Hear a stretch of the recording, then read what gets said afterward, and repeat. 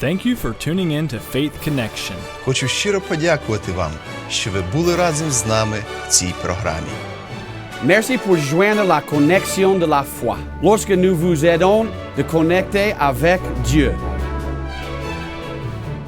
Bonjour, comment ça va? Je m'appelle Keith Shoemaker, je suis un missionnaire au Burkina Faso. Et vraiment, j'ai un message très important aujourd'hui de la parole de Dieu. C'est un message qui ne vient pas de moi, mais qui vient de la parole de Dieu, qui peut nous encourager de vivre pour le Seigneur, de vivre pour notre Sauveur et pour avancer dans notre foi. Nous voulons parler de l'immaturité, ou peut-être nous pouvons dire maturité aussi, parce que dans la vie chrétienne, nous avons les enfants de Dieu, nous avons les croyants qui sont matures, nous avons les autres croyants qui sont immatures. Ils ne sont pas en train de grandir dans leur foi. Ils restent toujours quoi? Comme des bébés. Dans notre vie physique, nous avons besoin de grandir. Les enfants commencent comme bébés, deviennent enfants, deviennent adolescents, deviennent jeunes, deviennent adultes, deviennent vieux. Bon, c'est une course. Mais souvent, nous disons que même des gens qui sont grands, parfois, j'ai entendu, il est immature toujours. Je me souviens lorsque j'étais un adolescent. Parfois, ils peuvent parler, ils peuvent dire que ça, c'est un adolescent. Ça, c'est un jeune qui est mature. Ça veut dire qu'il n'est pas en train de jouer. Il sait comment être sérieux. Il connaît vraiment comment vivre dans une bonne façon. Et parfois, il dit qu'il est toujours immature. Ça signifie qu'il joue toujours comme un enfant, comme un petit. À cause de ça, comme dans la vie physique, nous devrons grandir bébé, enfant, adolescent, jeune, adulte. Aussi, en tant que chrétien, le moment que j'ai reçu Jésus-Christ comme mon sauveur, c'est comme je suis devenu un bébé en Christ. Je suis devenu un nouveau-né. Certainement, je n'ai pas connu beaucoup de choses. J'étais un peu jeune. Mais il y a des gens qui ont enseigné, mon pasteur, mon ami, ils ont enseigné la parole. Et lorsqu'ils ont enseigné, petit à petit, j'ai commencé de grandir. Je suis devenu un enfant, après ça un adolescent, après ça un jeune, après ça un adulte. Et par la grâce de Dieu, je suis toujours en train de grandir. Le problème de beaucoup de chrétiens, après qu'ils entendent quelque chose une fois, c'est fini. Ou peut-être ils disent, non, je suis grandi un peu, c'est fini. Non, Dieu veut que nous grandissons toujours.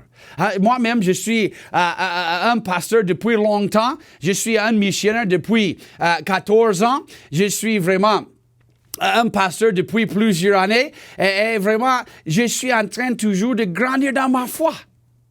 Même dans les dernières semaines, dans les derniers mois, dans l'année passée, je suis grandi beaucoup. Je ne suis pas toujours le même. À cause de ça, nous voulons regarder plusieurs versets qui peuvent nous aider pour grandir dans notre foi. Mais je veux parler des caractéristiques d'un chrétien immature. Comme ça peut nous aider de voir un chrétien qui est immature, c'est quoi? Ça peut nous aider de grandir dans notre foi.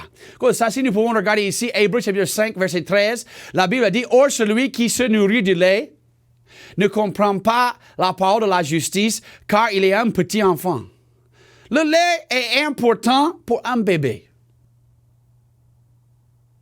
Moi-même, je dis souvent à l'église, là-bas au Burkina Faso, je dis que le lait pour un enfant est nécessaire. Mais est-ce qu'il faut imaginer qu'il y a un adulte, un grand, qui veut boire le lait et seulement c'est tout? Est-ce qu'il peut vivre? Non. Le lait ne suffit pas pour lui. Ça suffit pour le bébé, mais ça ne suffit pas pour le grand. J'ai dit pour nous prenons le lait, pourquoi? Pour plaisir. Mais ce n'est pas notre seule source. Ah non, je veux manger quelque chose de grand. Je veux manger viande. Je veux manger vraiment des grandes choses. Au Burkina Faso, nous aimons sauce arachide. Ah, ça c'est très doux. Il faut me donner un peu de riz. Sauce arachide avec viande. Ça c'est un bon plat. Si quelqu'un m'a invité de venir à leur maison et il me dit, pasteur, je veux que tu viennes, tu manges chez nous, et j'arrive et il me donne un gobelet de lait et c'est fini, je veux penser, waouh. Si c'est tout ce qu'ils ont, vraiment, je rends grâce à Dieu parce qu'ils ont donné de leur cœur. Mais je sais que ça ne peut pas suffire pour mon corps. Hein? Je suis un peu grand, hein? J'ai besoin de plus de lait pour vivre. À cause de ça, c'est très important de gagner ça. Et si nous pouvons regarder Hébreux chapitre 5, verset 14, la Bible dit, mais la nourriture solide est pour les hommes. Qu'est-ce qu'il a dit? Les hommes faits, les hommes matures, les hommes qui sont en train de faire quoi? de grandir dans leur foi. Pour ceux qui, par l'habitude, ont le jugement exercé à discerner le bien et le mal. Nous avons regardé dans le verset 13 ici, nous avons vu le lait. Et ici, avec le verset 14, qu'est-ce que nous avons vu? Nous avons vu la nourriture solide. La nourriture solide, c'est pour les hommes. C'est pour les adultes. C'est pour les grands. Et lorsque ici, nous sommes en train de voir la comparaison entre la nourriture physique et la nourriture spirituelle. Le verset ici, que nous voyons que vraiment, de discerner le bien et le mal et tout ça, nous avons besoin de grandir dans notre foi. Nous voyons ici que une caractéristique d'un chrétien immature, il ne supporte pas la nourriture solide. Est-ce que je peux donner à un bébé de 2 mois un morceau de viande? Ça peut tuer l'enfant. Ça peut tuer le bébé. Si ça entre dans sa bouche, ça peut bloquer et tuer. Il ne peut pas. Mais c'est normal. Le lait. Un chrétien, mais il y a des chrétiens qui sont dans les églises depuis 5 ans, 10 ans, 20 ans. Ils ne connaissent pas même la parole de Dieu. Ils viennent à l'église, peut-être ils dansent, peut-être ils font les autres chansons et tout ça. Mais ils ne connaissent pas la vérité.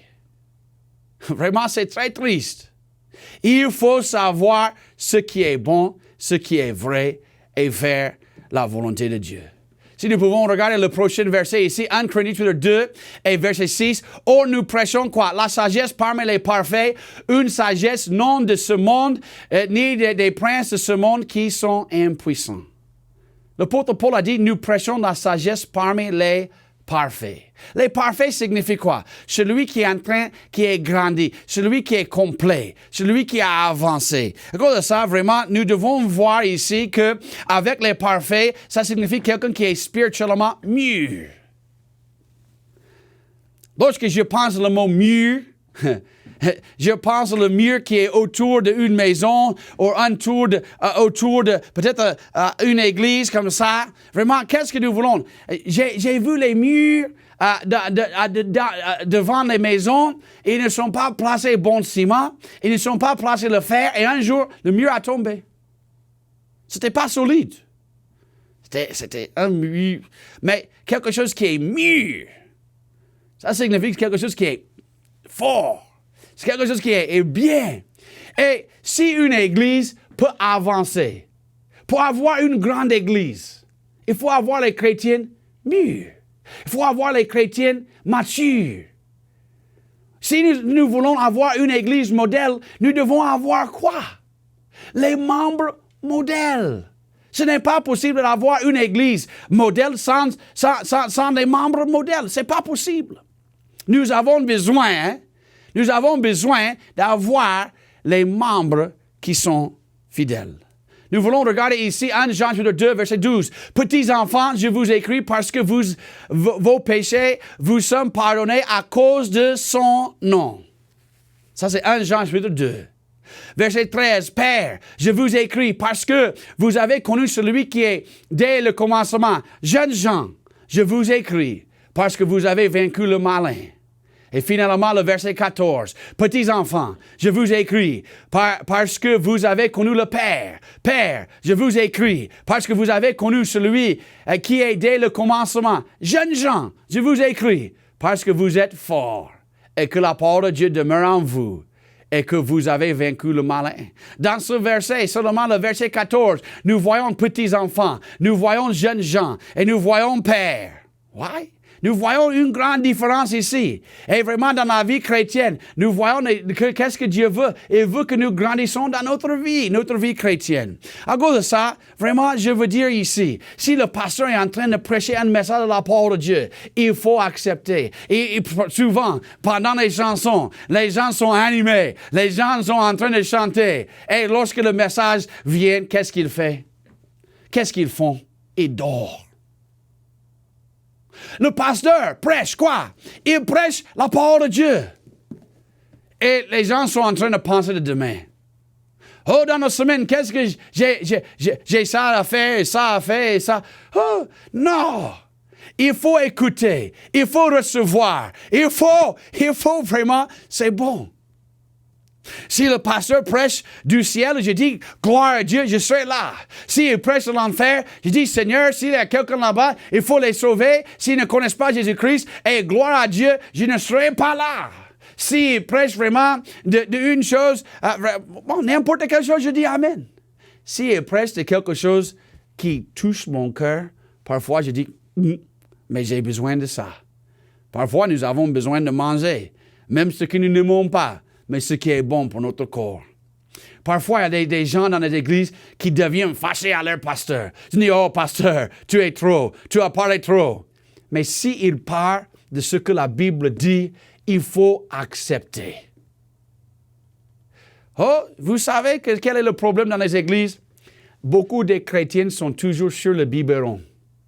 Ils sont en train de boire comme ça, comme ils prennent le biberon, ils prennent ça. Oh! Et parfois, lorsque le pasteur dit quelque chose, les gens commencent à pleurer comme les bébés. Non, c'est pas normal. Il part à un côté, il pleure. Il part à l'autre côté, il pleure. Et tout le moment, il est en train de pleurer. Ça, c'est pas un homme fait, ça, c'est un bébé. Nous avons besoin de grandir dans notre foi.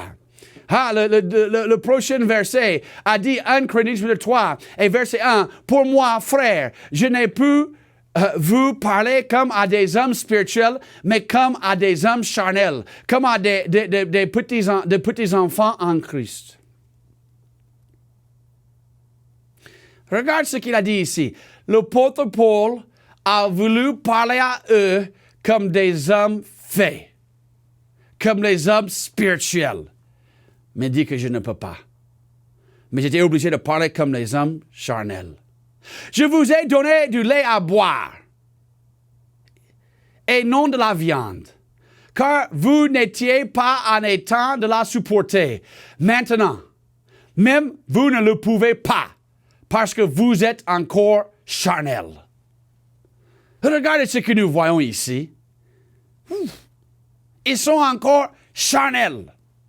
Il n'est pas en train de parler des gens du monde, ils sont en train de parler de les croyants. Les croyants qui ne sont pas encore grandis dans leur foi. Ils sont restés toujours bébés en Christ. Ils sont restés toujours petits enfants en Christ. Ils ne sont pas encore grandis dans leur foi. Vraiment, ça c'est très triste. Ça, c'est très triste. Charnel. Pourquoi les gens ne peuvent pas supporter? Pourquoi ils sont supporter la nourriture solide? Pourquoi ils sont toujours immatures? Parce qu'ils sont charnels. Charnel signifie qu'ils sont toujours comme le monde. Il y a des choses que le monde fait que il ne faut pas que je fasse.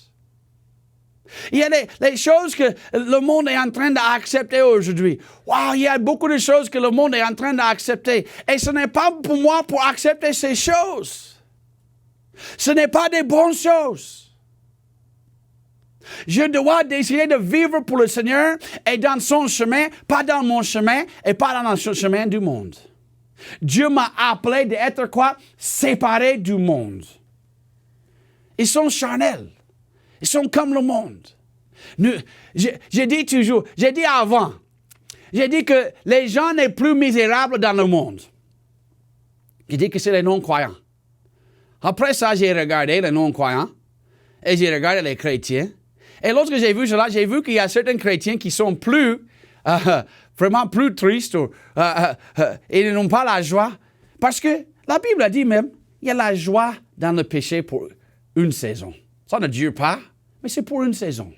Ça, c'est vrai. Il y a beaucoup de difficultés, beaucoup de problèmes, tout ça. J'ai dit toujours qu'il y a plus de joie pour les enfants de Dieu que les gens du monde. Normalement, ça doit être vrai. Mais j'ai découvert qu'il y a un groupe de peuples qui est ils n'ont pas la paix ou la joie plus que les non-croyants. Pourquoi? C'est quoi? C'est les hommes charnels. Quel est le problème? Vous avez des hommes spirituels, vous avez les gens du monde, et vous avez un groupe dans le milieu. Ils sont des croyants. Ils ont déjà reçu le Seigneur. Ils ne sont pas du monde, mais ils sont en train d'être comme le monde. Ça veut dire que Dieu les a sauvés, Dieu les a changés, Dieu veut qu'ils vivent pour lui, mais toujours, il veut être comme un caméléon. Et changer un peu. Non, c'est pas comme ça. Les gens comme ça, je vois, ils ne sont pas contents. Parce que ils veulent être comme le monde, mais ils sont misérables parce que dans leur cœur, ils ne peuvent pas avoir la joie, parce qu'ils sont un enfant de Dieu. Et vraiment, c'est très triste lorsque nous voyons ces choses. 1 Corinthiens chapitre 3 et verset 3. « Car puisqu'il y a parmi vous de l'envie, des dissensions, des partis, n'êtes-vous pas charnels et ne vous conduisez-vous pas selon l'homme? » Regardez ce verset. L'envie, dissension, parti, division.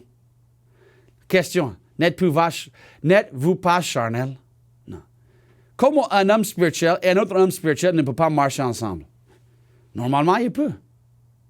Mais parce qu'il y a un qui est charnel, ça ne marche pas bien. Et vraiment, c'est très important pour nous.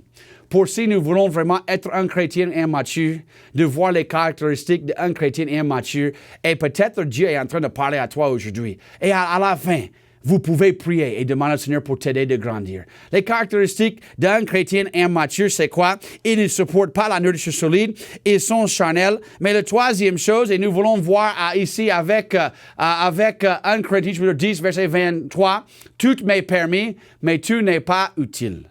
Tout m'est permis, mais tu n'édifies pas. » Qu'est-ce que nous sommes en train de voir? Lorsque je pense à ça, pourquoi un caractéristique de quelqu'un qui est immature est quelqu'un qui est égocentrique, il est égoïste. Il pense à quoi? À lui-même. Ça devient un problème. L'apôtre Paul a dit quoi? Avec ce verset, « Tu m'es permis, mais tu n'es pas utile. » Tout est... Regarde ça ici. Il dit que je peux faire n'importe quelle chose, mais ce n'est pas toute chose qui est bon pour moi pour faire. Parfois, ma chair veut faire quelque chose, mais ce n'est pas les choses qui est utile pour moi. Ça n'édifie pas. À cause de ça, je laisse ça à côté.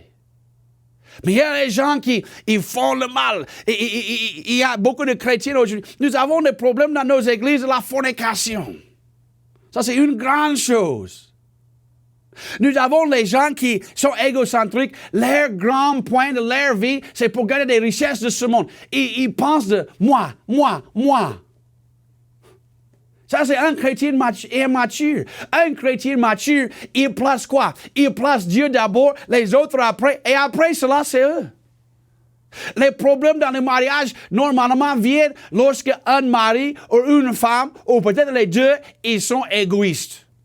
Presque tous les problèmes dans les mariages viennent à cause de quelqu'un, ou peut-être les deux, qui sont égoïstes.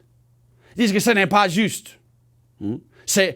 Regarde, il fait cela, ils pensent à eux-mêmes. Moi-même, je dis toujours, le secret du mariage est vraiment très simple. Nous avons besoin d'avoir Dieu numéro 1, ça c'est vrai, ça c'est clair. Mais qu'est-ce que je dois faire? Je dois penser à ma femme avant que moi.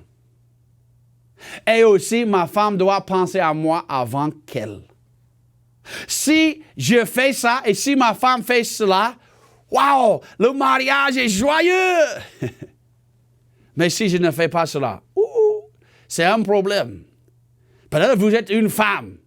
Peut-être que vous êtes un mari aujourd'hui et vous écoutez. Oh, vous avez des problèmes dans le mariage. Il faut regarder pas le cœur de votre femme ou le cœur de votre mari. Il faut regarder dans ton propre cœur et voir, est-ce que toi, tu es égoïste?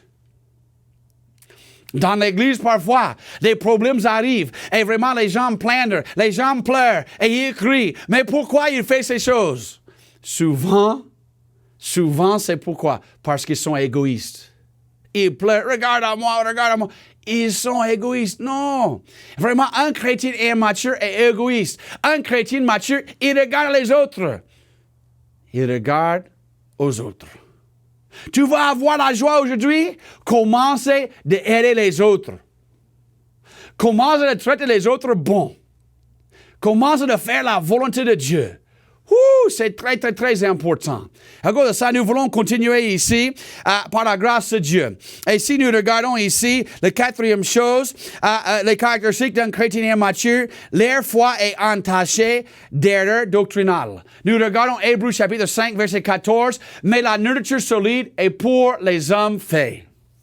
Pour ceux qui, par l'habitude, ont le jugement exercé à discerner le bien et le mal. Est-ce que vous avez bien regardé cela? Un homme fait, il peut faire quoi? Il peut juger facilement entre le bien et le mal. Un bébé. Chez nous, en Amérique, les gens qui parfois volent les enfants, comment ils font? Ils viennent avec leur voiture et ils crient pour un bébé. Et viens ici, viens ici, viens ici. Et lorsqu'il dit viens ici, viens ici, viens ici, l'enfant ne veut pas venir. Mais après, ça dit que j'ai un bonbon pour toi. Je veux donner simplement un bonbon. Et qu'est-ce qui passe? L'enfant vient. Et lorsque l'enfant arrive vers la voiture, il y a quelqu'un qui attrape l'enfant, jette l'enfant dans la voiture et il fuit. Il y a beaucoup des enfants qui sont volés comme cela. Ils disent, et vraiment, j'ai dit même à nos enfants que si c'est les étrangers et vous ne connaissez pas et nous ne sommes pas à côté, il ne faut pas même parler, il ne faut pas aller gagner quelque chose d'eux. Si nous sommes à côté, ça c'est différent. Mais si vous êtes seul, il ne faut pas faire ça. Mais qu'est-ce qui passe parfois? Vraiment, avec un chrétien immature, il y a des pasteurs, ils viennent, ils flattent les enfants. Comme il tient avec les petits bonbons, il dit, viens ici, viens ici, viens ici. Et les gens viennent. Et ils écoutent. Vraiment, c'est très triste aujourd'hui. C'est très triste comment ces choses marchent parfois. Lorsque j'entends des histoires, des églises, il y a des églises, un pasteur, il prend des petits bonbons, ou peut-être les choses pour le gorge, ou quelque chose comme ça. Et il prend ça peut-être à juste un prix en bas, un prix qui ne sont pas chers. Et vraiment, il dit qu'il a prié pour cela, et maintenant il vend ça cher, et les gens viennent et ils payent ça. Ou ils sont en train de suivre les choses qui ne sont pas bonnes. Ils ont confiance dans ce pasteur, ils ont mettre ça. Mais ce n'est pas la parole de Dieu. Vous savez pourquoi beaucoup de gens suivent les choses qui ne sont pas bonnes? C'est parce que ils sont toujours des enfants, ils sont toujours les bébés. Il n'y a pas quelqu'un aujourd'hui qui peut venir me flatter avec les choses de la parole de Dieu. Je rends grâce à Dieu. Depuis les années, je suis grandi. Je suis ancré. Je suis ancré avec ce que je crois. Moi-même, je ne change pas mon Église. Pourquoi? Parce que je sais que nous suivons la parole de Dieu. Nous ne sommes pas prêts pour sortir. Nous sommes dedans, totalement dedans. Et vraiment, nous voyons des difficultés, les problèmes et tout ça ici. Mais leur foi est entachée des erreurs doctrinales. 1 Corinthiens chapitre 15, si tu regardes là-bas, il y a une grande dispute là-bas avec la résurrection de Jésus-Christ. Comment nous pouvons même discuter cela? Si Jésus n'est pas ressuscité, notre foi est vaine. Mais il y a des gens qui ont prêché que Jésus n'est pas ressuscité, que la résurrection ne vient pas. Non. Souvent, les gens disent à moi, qu'est-ce qui est plus important? La naissance virginale de Jésus-Christ, la mort ou la résurrection? J'ai dit que, si Jésus n'est pas né par une vierge, c'est un problème. S'il n'est pas mort sur la croix, c'est un problème. S'il n'est pas ressuscité, c'est un problème. Tout est important. Tout. Tout est important.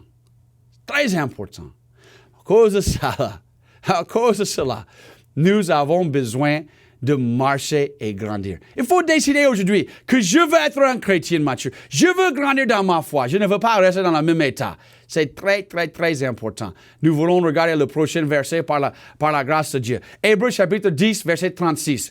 Car vous avez besoin de patience, afin qu'après avoir fait la volonté de Dieu, vous remportiez l'effet de la promesse. Si nous regardons ici, vous avez besoin de quoi? Qu'est-ce qu'il a dit?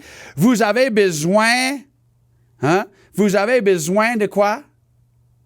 la patience.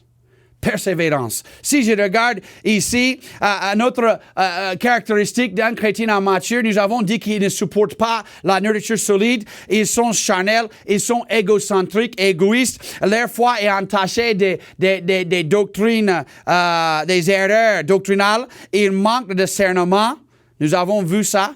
Et la dernière chose ici, ils sont instables et ils manquent de persévérance. Ils ne continuent pas. Si quelqu'un fait quelque chose un peu mal, ils fuient. Ils ne sont pas stables dans leur foi. La Bible dit que nous devons avoir quoi? Un chrétien mature, il a quoi? Patience. Est-ce que tu as vu un bébé? Un bébé, si le bébé veut quelque chose et il ne gagne pas ça tout de suite, il ne gagne pas lait, il fait quoi? Il pleure. Je vois les enfants, souvent, hein, ils partent avec leurs parents. Ils sont vraiment dans une boutique. Et vraiment, lorsqu'ils sont là-bas, l'enfant dit, « Ah, je veux bonbon. Ah, je veux un jouet. Je veux ça, ça, ça. » Et la maman ou papa, la maman ou le papa dit non. Et l'enfant dit, « Ouah! » Il commence de pleurer. Parce qu'il veut ça.